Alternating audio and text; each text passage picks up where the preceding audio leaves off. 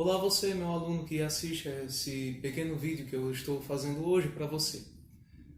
Como nós vimos na nossa última aula, tivemos uma pergunta aí da Well Córneo que nos trazia a ideia de que como eu poderia, quem sabe, melhorar os meus estudos para o Enem. E hoje, na minha biblioteca particular, eu venho trazer alguns exemplos de alguns livros que vocês podem, a partir da leitura, se interessar ainda mais pelos conteúdos que o Enem aborda. Então, não é nesse sentido, não é nesse sentido uma leitura que seja, quem sabe, densa, ou então grosseira, ou então uma leitura que vá ser mais técnica. Não. A leitura que eu proponho para vocês é uma leitura mais suave, mais interessante, se a gente for pensar assim. Não é uma leitura que vá dar nos nervos de vocês. Então, meus caros, pensem que, como você precisará ler muito para o resto da sua vida, se a gente for pensar assim, logo, uma leitura que seja também adequada vai funcionar bastante na sua vida. Então, os livros que eu trago aqui para vocês são alguns exemplos de que pode-se estudar para o Enem, pode-se inspirar para o Enem através de leituras que, quem sabe, não sejam as leituras canônicas para um Enem ou um vestibular, mas que ajudam também no pensamento. Beleza? Estamos aqui entendidos? Então, eu não vou dizer somente que esses livros abordam exclusivamente a área de linguagens, mas esses livros, de maneira geral, abordam todas as áreas.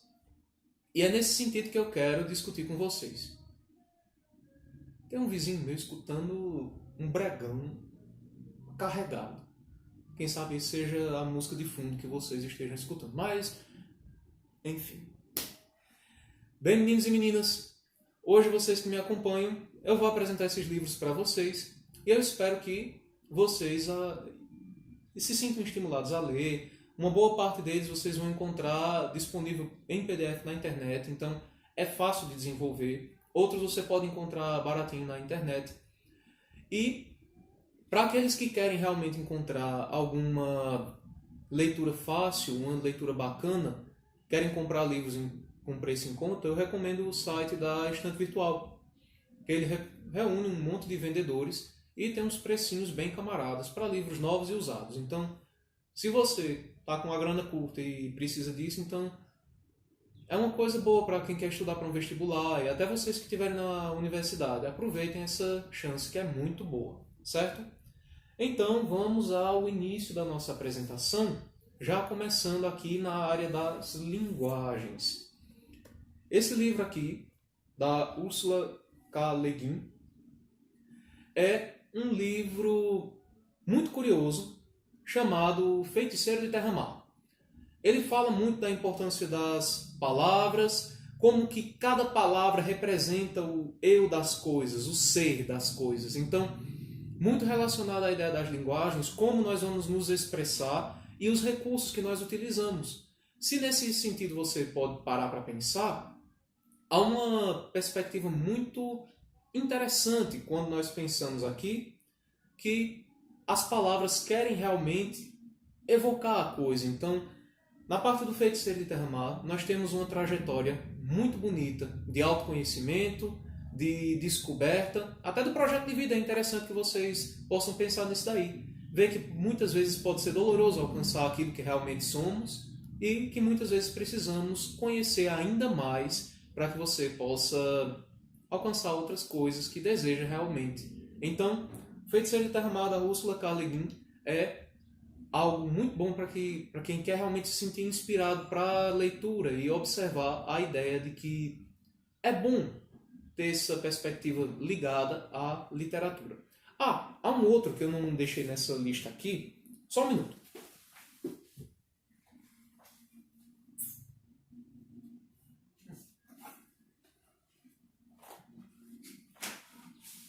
Esse livrinho, chamado A Língua de Eulália, é um livro muito curioso. Ele ensina uma das dimensões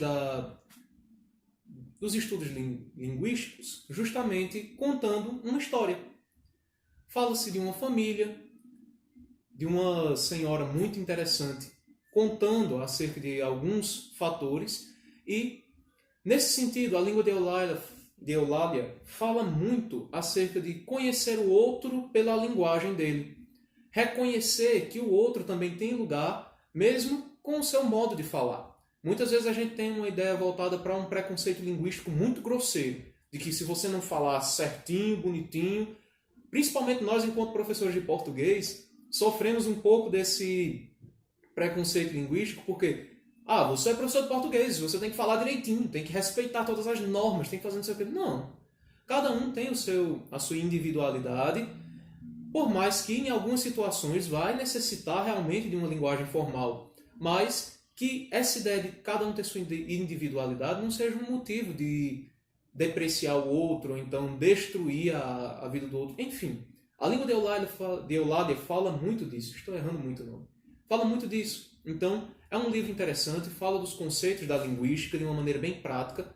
E Marcus Bagno, que é o autor desse livro, fala muito bem acerca de vários conceitos que nós estudamos na linguística, que servem muito bem ao encontro dos estudos das linguagens e, para alguns, quem sabe, seja uma coisa muito mais pesada, então um assunto mais pesado. Mas a parte de reconhecer o outro na linguagem é importantíssima nesse livro aqui. Então, quem tiver a oportunidade, aproveite para, quem sabe, encontrar em algum site da sua preferência e, se quiser, ler como vocês desejarem. E aqui nós vamos entrando no conceito das humanas. Então, aquela grande área que nós vamos ver de sociologia, geografia, história, filosofia e outros níveis de nossa perspectiva vão trabalhar agora nesses livros. Enfim, aqui, do George Orwell, temos a Revolução dos Bichos.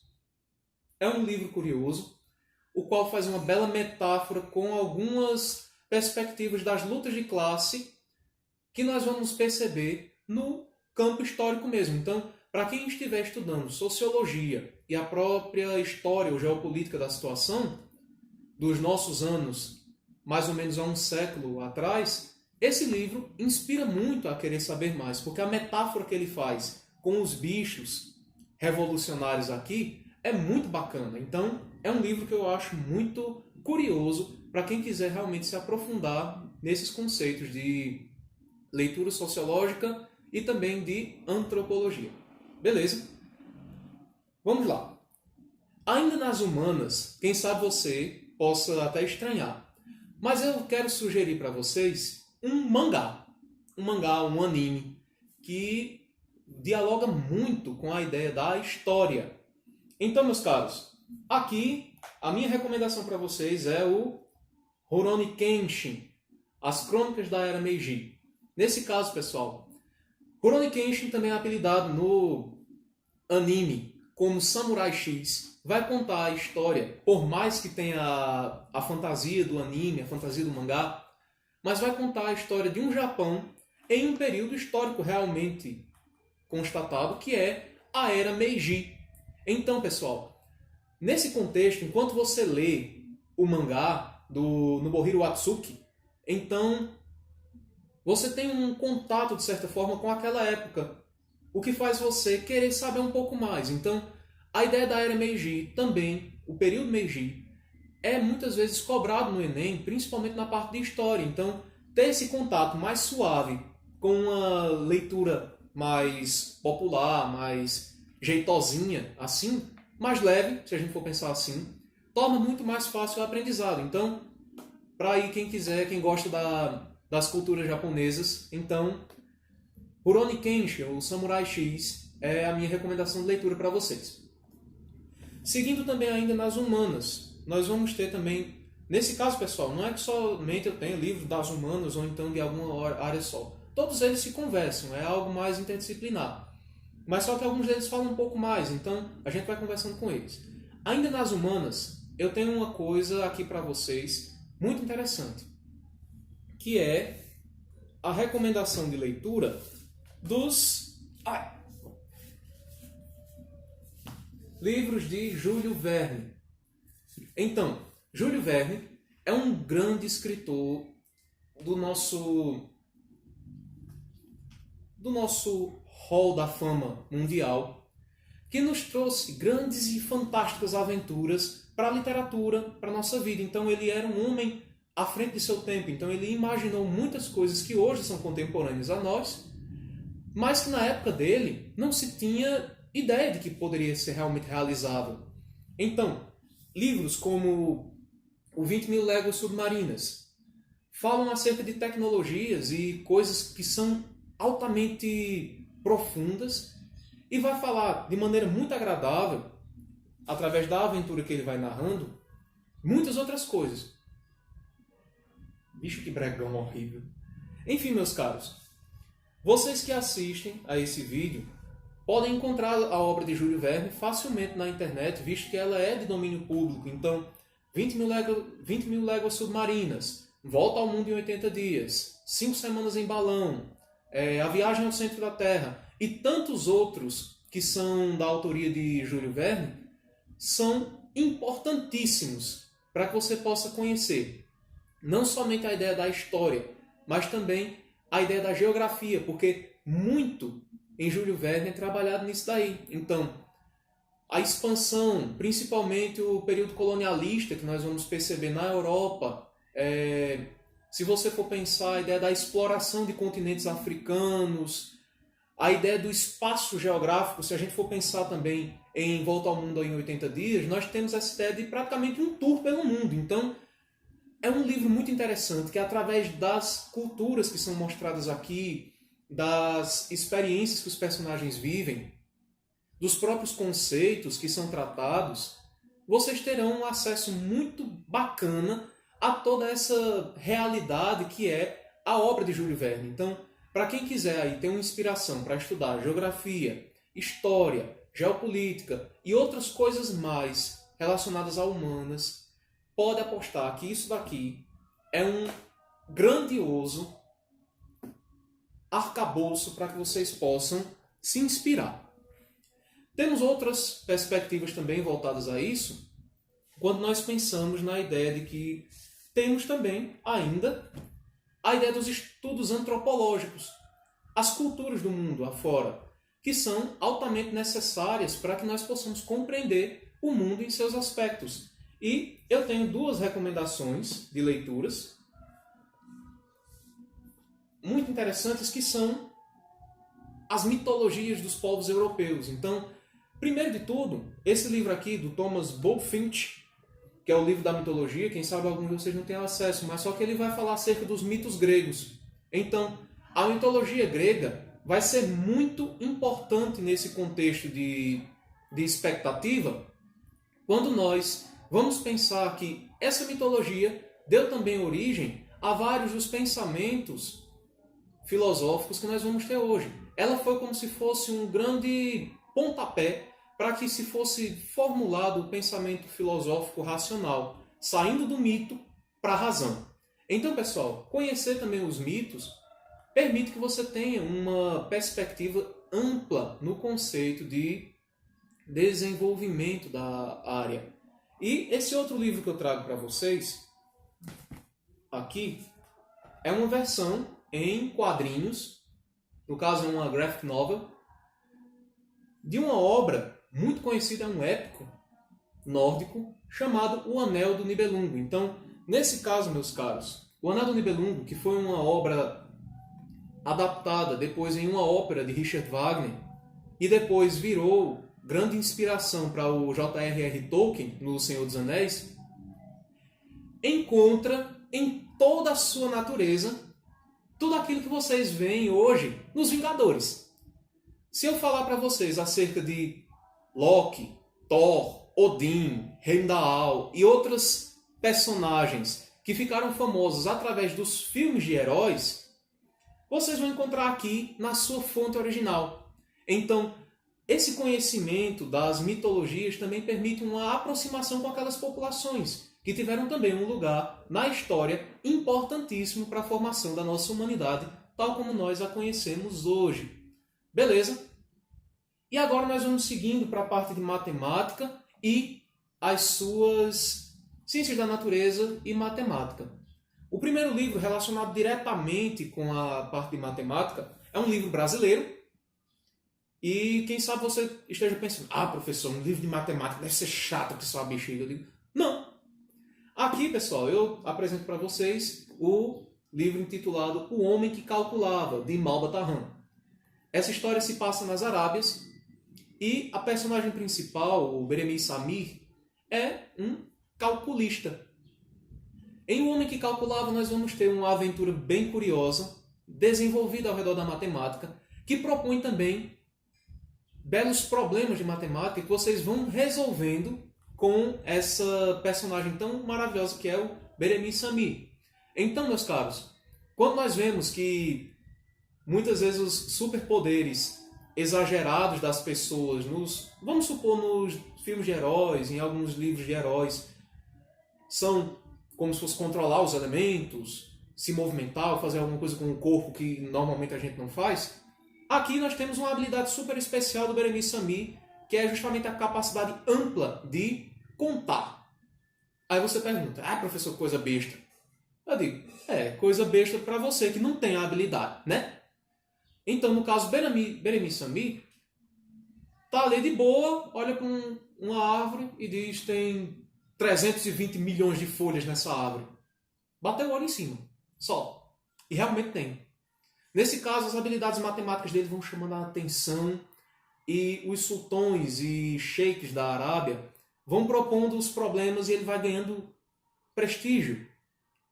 E ele vai se metendo num abacaxi que, enfim, leiam para vocês descobrirem. Beleza? Então, para quem quiser realmente se inspirar para estudar matemática, O Homem que Calculava, do Malba Tahan, é uma ótima pedida para esses tempos de quarentena. E, se eu não me engano, ele tem disponível na internet o PDF. Não sei ao certo, mas ele é baratinho se você quiser adquirir pela estante virtual, então aproveita a chance. Seguindo nas nossas perspectivas, ainda nas ciências da natureza, eu tenho um aqui que é praticamente a interdisciplinaridade perfeita entre linguagens e ciências da natureza, que é esse livro curioso chamado A Lição de Anatomia do Temível Dr. Luizon. É um nome comprido? É, mas só que ele fala, essa daí é para quem gosta de terror. Ele fala acerca de um assassino em série. E no decorrer da nossa leitura, nesse livro vocês vão encontrar personagens brasileiros, esse livro é brasileiro, vão encontrar personagens brasileiros oriundos da nossa literatura canônica. Então, obras como Noite na Taverna, O Alienista, O Curtiço e tantas outras obras consagradas da literatura brasileira, em especial a literatura romântica ou realista, vão estar presentes aqui. Então, meus caros, percebam que aqui vai trabalhar tanto as linguagens, com os livros com que esse livro vai fazer intertextualidade, como também vai trabalhar com a ideia das naturezas, das ciências da natureza, quando ele aborda a biologia e a anatomia de uma maneira decadente, de uma maneira fria. Então você vai perceber os crimes que são tratados aqui de uma maneira totalmente anatômica. Então, quem tem estômago fraco, eu não recomendo. Mas quem quiser realmente se interessar pela literatura de suspense e a literatura de terror, esse livro é altamente chamativo, principalmente para quem quer estudar essas vias da anatomia e quer também aprender um pouquinho mais, se sentir motivado para ler a literatura canônica do nosso país. Beleza? Seguindo na nossa pequena lista, ainda nos conceitos das ciências da natureza, eu apresento também, ainda nas perspectivas de anatomia, um livro que é famoso ao redor do mundo, que é o Frankenstein, ou então o Prometeu Moderno, escrito por Mary Shelley. Então, nesse sentido, meus caros, o monstro do Dr. Victor Frankenstein vai trabalhar, além do terror que se mostra nele, a grandiosidade de uma perspectiva voltada à dominação da natureza. Então, química, física, a própria anatomia, a botânica da coisa, a situação que o Dr. Victor Frankenstein se propõe. Então, é um livro muito bacana, que trabalha essa ideia do terror, mas que também trabalha com as áreas que vocês estão estudando e pode motivá-los a estudar de maneira mais profunda o que é que ele vai tentar fazer aqui. Então, quando Mary Shelley escreve o Frankenstein, vai trabalhar muito a ideia de que nós podemos perceber a grandiosidade da perversidade humana, querendo ser tal como Deus, ou então querendo ser maior do que a natureza. Então, esse livro vai também fazer uma crítica bem social quanto a essa ideia do domínio da natureza do ser humano de maneira irresponsável. Então, até essa ideia de responsabilidade ambiental, responsabilidade humana, é trabalhada aqui, se você for pensar. Então, o Frankenstein, como é um livro de domínio público, tem fácil em PDF, então é muito interessante que vocês possam ler também, se quiserem. Para a gente fechar essa listinha que eu tenho para vocês, eu apresento um dos meus favoritos, que é o Harry Potter. Esse aqui, em especial, é a versão ilustrada de A Pedra Filosofal. E quando nós pensamos aqui, quem sabe você aí do lado esteja pensando: ah, professor, mas como é que Harry Potter vai me ensinar alguma coisa do Enem? Eu digo, tem coisas que você pode perceber aqui que dialogam diretamente com alguns assuntos do Enem. Não somente na parte de linguagens, mas também com humanas e também com as ciências da natureza. Como é que ele vai trabalhar a ideia das linguagens? Primeiro, por já ser literatura, ele fomenta a ideia de que a leitura faz com que você imagine e tenha um arcabouço de vocabulário, de experiências que possa ser tratado aqui. Como é que ele trabalha a ideia das humanas? Nós temos a ideia aqui voltada justamente pelo cerne da situação.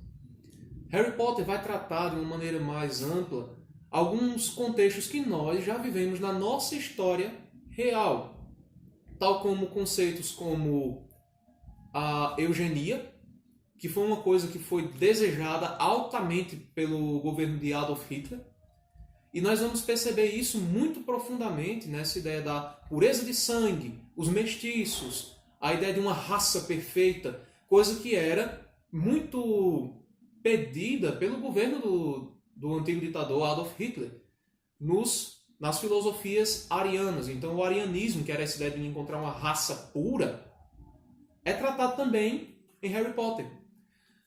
Aí como é que nós vamos perceber também a perspectiva das ciências da natureza? Nós vamos perceber aqui no próprio curso que Harry Potter faz, lá em Hogwarts.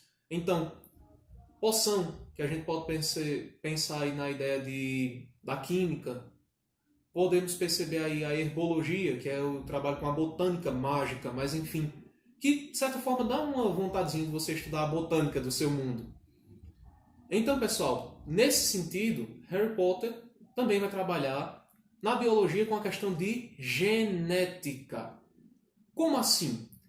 Como eu já tinha falado ainda há pouco, ele vai trabalhar, os vilões desse livro vão pensar na ideia da eugenia, que é a criação de uma raça perfeita.